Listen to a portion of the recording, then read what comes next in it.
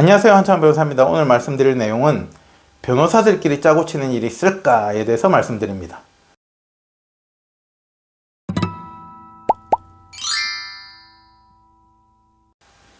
오늘 말씀드릴 내용은 제가 이제 초임에 상담을 처음 의뢰인분하고 상담을 하는 과정에서 의뢰인분들이 이런 것들에 대해서 신경을 쓴다거나 물어보신다거나 걱정하는 케이스가 있기 때문에 제가 오늘 좀 설명을 드리고자 합니다. 그냥 첫 번째, 어떤 걸 걱정하시냐?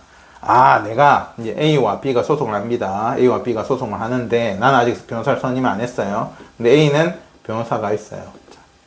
자, 걱정하시는 포인트 1. 우리 배우자가 무슨 대학을 나왔는데 그 같은 대학 나온 변호사는 선임하면 안 되겠다. 왜? 알 수 있으니까. 또 이 소송을 하는데 우리 배우자가 너무 발이 넓어. 그래서 같은 지역도 싫어. 나는 지역도 찝찝해서 싫어. 이런 분들도 있고, 또 당사자가 아니고 상대방이 변호사를 이미 선임했는데 그 변호사랑 학연으로 엮여 있는 변호사는 싫어. 내지는 이 변호사랑 관계가 있는 학연, 지연 관계가 있는 변호사는 싫어. 왜냐면 내가 이야기를 들어봤더니 변호사들 저것들끼리 꽁짝을 다 맞춰가지고 양 당사자를 설득해가지고 합의를 본다거나, 아니면은 소송이 큰 경우에 A 쪽이 받을 돈이 많아. 그러면은 B 쪽에 정보를 빼가지고 여기 넘겨줘가지고 A한테 유리한 판결을 받고 자기들끼리 이렇게 돈을 나눠먹는 관계가 있을 수가 있대. 그래서 변호사들끼리 짜고 치기 때문에 나는 싫다. 그래서 예를 들어서 특정 지역에서 소송이 되는데 아예 그 지역 변호사를 선임 안 하고 넘어와서 저한테 이제 부산에 와가지고 저한테 선임한다고 상담하신 분들도 있고, 또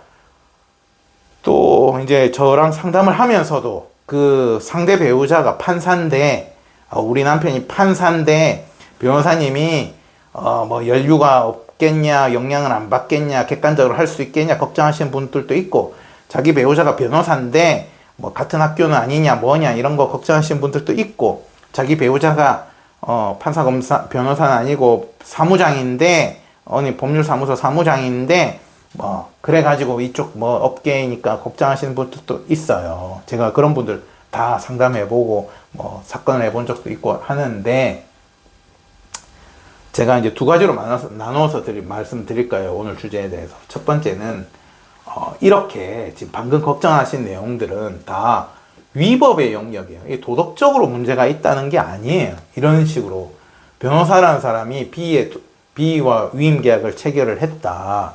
그랬을 때 B가 이쁘든 안 이쁘든 간에 법률적으로 B 사건을 사임하면 몰라도 B 사건을 위임받은 상태에서는 그 임무에 위배가 되는 행동을, B의 이해에 저촉이 되는 행동을 해서는 안 되는 게 법률적으로 변호사법상 보장이 돼 있잖아요. 정보를 넘긴다든지 자기들끼리 이면 합의를 해가지고 짜고 쳐가지고 설득해갖고 나쁜 방향으로 합의를 시킨다든지 이런 것들은, 그거는 그냥 도덕적으로 그 변호사가 나쁘다 표현을 넘어서 변호사법 및 배임죄도 성립될 여지가 있고, 범죄의 위법을 넘어서 범죄의 영역이 제가 봤을 때는 범죄 영역이기 때문에 변호사들이 범죄를 저지른 변호사가 있어요, 없어요? 있을 수 있죠. 사람이니까. 하지만은 일반적으로 우리가 1000명의 변호사를 만났는데 이 정도 수준의 변호사가 과연 내가 몇 명이나 될까? 제가 통계를 안 내봐서 모르겠지만 이 정도 수준은 범죄자이기 때문에 이건 변호사로 말하기도 저는 어렵다고 생각이 들어요. 그리고 예를 들어서 같은 학연 해본 적 있거든요. 상관이 없어요.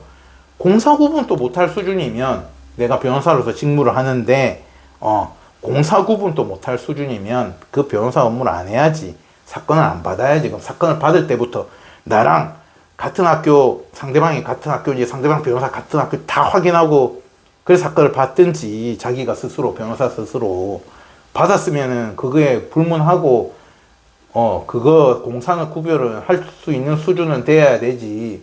그거를 그래서 제가 말은 길게 안 하겠습니다만은 이건 범죄자다. 이걸로 가버리면 이건 범죄라고 나는 생각이 듭니다. 그래서 그건 범죄 영역이다. 첫 번째. 두 번째는 저 같은 제 스타일에서는, 저 같은 스타일에서는 이 모든 논의가 아무런 의미가 없어요. 왜 없냐면, 자, B가 이제 저희 구독자님들처럼 이렇게 막 영상도 찾아보고 변호사들이 어떻게 하고 뭐 어떻게 선임해야 되는 것도 알고 어떤 변호사 좋은 변호사 알고 1선임하는 케이스에서는 사건을 받을 때 제가 상담하면서 B 의뢰인한테 B가 저한테 상담하러 왔는데 뭐 사건 내용에 대해서는 설명 안 해주고 뭐 다 본인이 원하는 대로 할 수 있고 우리 사무실이 삐까뻔쩍하고 변호사 수가 많고 믿고 맡기고 돈 많이 주고 이렇게 선임 계약을 하는 게 아니라는 거예요. 선임 계약을 할 때는 사건에 대해서 객관적으로 제가 설명을 해주는 거예요. 내용을 듣기도 하지만 이건 이렇게 해가지고 뭐 재산 분할이 어느 정도가 예상이 되고 그 결과치만 이야기하는 게 아니고 어떤 포인트에서 어떻게 변론을 해나갈 거고 뭐 위자료는 어떻게 될 거고 이렇게 될 거고 저렇게 될 거고 막 설명을 한단 말이에요. 그죠? 구체적인 사건 내용에 대해서 피의뢰인이 우리 이제 구독자님들 같으신 분들은 다 듣고 내가 이해를 하죠. 이 사건을 이해하는 거예요.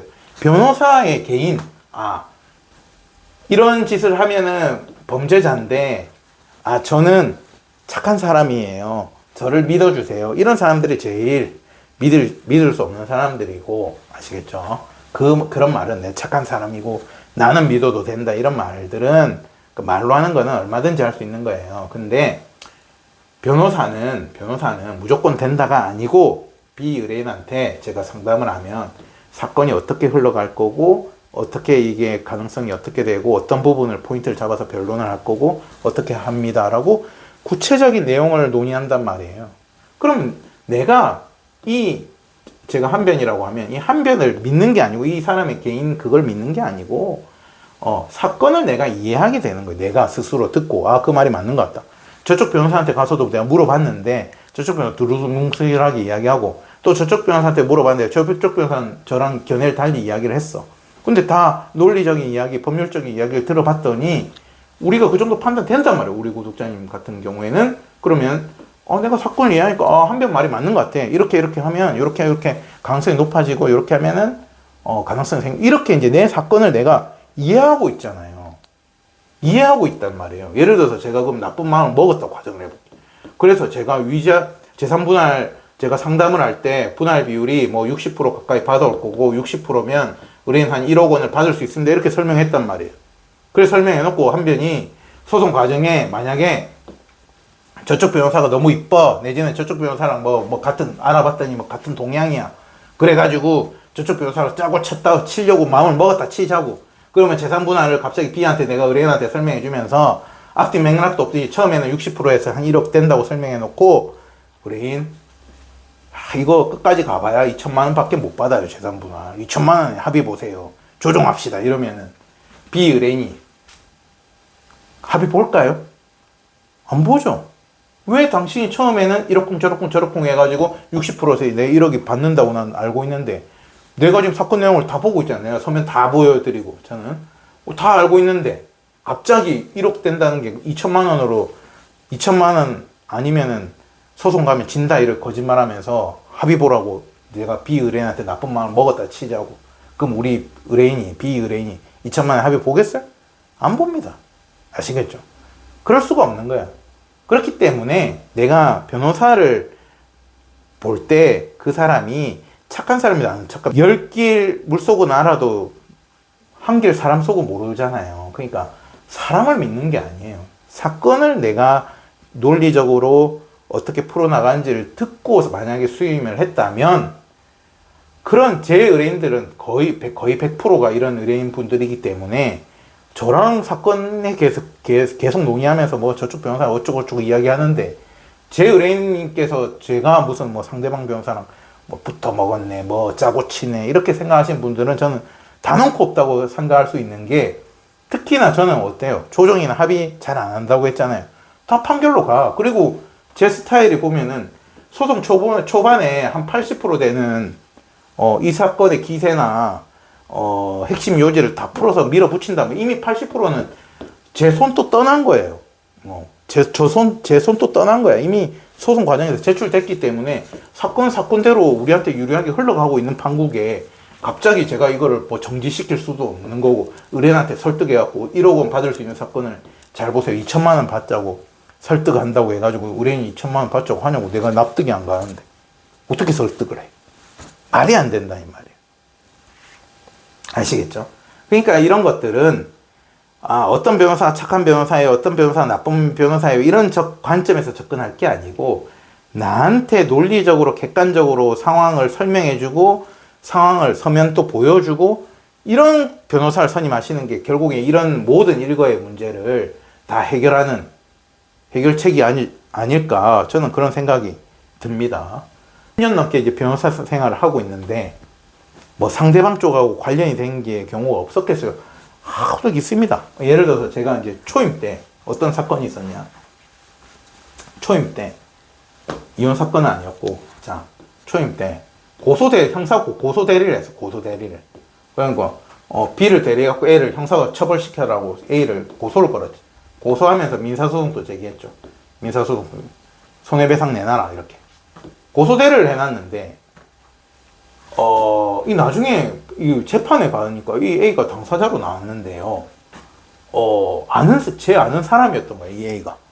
근데 이 A가 원래부터 아는 사람이 아니고 이 사람이 개명을 한 거예요. 과거에 제가 뭐 굉장히 친하고 이런 사이는 아닌데 어쨌든 아는 사람이었는데 이 사람 개명을 한 거예요. 그러니까 저는 뭐 그러는 건 상상도 못 하고 있다가 갑자기 이래 와가지고 오랜만입니다 이러고, 사실은 변호사님 자기는 알고 있었대. 변호사 이름에 제 이름이 써져 있으니까 변호사님이 이거 알고 있었는데 뭐 쪽팔려서, 고소대리잖아요. 뭔가 A가 뭔가를 저질렀겠죠. 쪽팔려서 내가 말을 못했습니다 이렇게 이야기를 하더라고. 그래가지고 아이고 그래요. 나도 이미 아까 제가 말씀드렸죠. 80% 고소장 이미 접수됐고 민사소장 다 접수됐단 말이에요. 이미 제 손을 떠났어. 그 사건은 뭐 내가 뭐 의뢰인 보고 전화해가지고 고소 취하해라 해야 할 것도 아니고. 근데 이 사건은 우리 의뢰인 또 이래 고소를 해놓고 좀 합의를 봐가지고 합의금을 좀 많이 받기를 원했거든. 그래 내가 우리 의뢰인한테 이야기를 했어요. 뭐 알고 봤더니 뭐 이래 아는 사람인데 뭐 어쩔까요? 이러니까 그냥 난 변호사님 믿으니까 조금 합의 여지는 없겠습니까? 이러더라고. 그래서 내가 뭘 이야기는 해볼게 하고 이야기를 해봤어. 이 사람은 그때 변호사는 없었고, 그래서 내가 이거 어차피 가봐야 범죄도 성립이 될 거고, 그 다음에 위자료도 나올 건데 그냥 금전적으로 좋게 합의를 보면은 범죄 성립 여지는 좀 줄어들지 않겠냐, 초반이니까. 이래 물어봤더니 자기는 싫대. 싫어요. 나는 뭐 다툴 거야 이러대. 나도 뭐 아는 사이고 더 이상 말하기도 싫고, 그 다음에는 뭐 본인이 합의를 원하면 전화해라, 안 하겠다고 이래 넘어갔단 말이야. 그러고 나서 이 사람은 별도로 이제 자기가 변호사 선임해서 이 무죄도 다퉜는데 결국에 어찌 됐어요? 범죄 성립 오케이. 민사소송 결과 판결 났거든요. 위자료 판결 나고. 이래 끝난 사건이 하나 있었어요. 제가 아는 사이니까 조금 안타까운 마음은 있었지만, 아까 제가 말씀드렸잖아요. 그거는 공사 구분은 이 정도 수준 또 구분을 못하면은 그거는 아니다는 싶은 제가 생각은 듭니다. 그리고 저는 한 점 부끄럼 없이 소송을 했어요. 내가 한 점 부끄럼 없이 할 자신이 있어야지 이 사건을 하는 거지. 내가 정말로 너무 나랑 너무 친한 사이거나 문제가 된 거나 내가 흔들릴 지경이면 제가 사임해야죠. 내가 아는 사람한테까지 이렇게 형사고소 걸고 이렇게까지 하고 싶진 않으니까. 근데 이 사건은 이미 거의 다 진행이 돼버렸고 고소장, 민사소장 다 접수된 상태였기 때문에 그냥 합의는 한번 전화를 해봤고 그 합의도 안 됐고 거부했고, 결론은 A는 제 말대로 합의를 봤으면 좋았어. 돈도 많이 원하고 되게 이쪽에 우리 의뢰인이 돈을 많이 원했던 것도 아닌데 그랬으면 다 좋은데, 벌금은 벌금대로 내고 위자료 주고 비용 주고 하면 이 사람도 손해고, 우리 의뢰인 또 합의가 안 돼 버리면은 합의가 되면은 좀 돈을 더 받기 때문에 우리 의뢰인 입장에서 합의가 되면 더 좋았는데 결론은 안 되고 다 판결로 갔던 케이스가 오늘 주제에 관련해서 아는 사람이었던 케이스가 한 가지가 있었고, 또 한 가지는 저희 법인에서 이혼 사건을 너무 많이 하다 보니까 다른 변호사입니다. 다른 변호사. 그 다음에 여기 한 변. 저는 제가 받은 그때 의뢰인은 어떤 분이셨냐면 어머니가 이미 저랑 이혼 소송을 한번 했어. 이분이 판결이 잘 났거든. 자기가 너무 좋은 거야. 그래가지고 그분의 따님이 이혼을 하는데 이 사건을 저를 소개시켜 준 거예요. 따님도 어머니가 이미 사건을 했고 어머니 소개이기 때문에 저에 대한 신뢰가 높고 바로 받아가지고 제가 아까 말씀드렸죠. 소송 초반에 우리가 이제 소장 넣을 거라고 80% 되는 힘을 다 써가지고 쫙 증거 정리 다 해가지고 한 달에 걸쳐가지고 써가지고 이제 접수하는 날이었어요. 소장을 이미 그 전날에 의뢰인한테 이거 소장 줬고 의뢰인도 다 검토했고 오케이 내일 접수합시다 이래 돼가지고 수정 딱 반영해서 접수하려고 보는데 뭐라고 했냐면은 의뢰인이 소장을 먼저 받았대.